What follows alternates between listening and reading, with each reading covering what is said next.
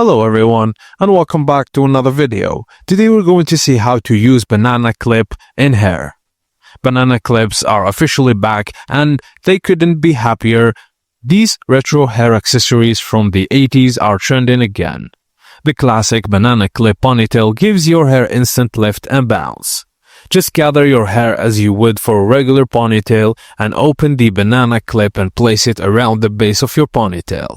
Then snap it shut securely. And that's it, you'll have a full voluminous ponytail. No tight elastic, no tension, just comfort and style.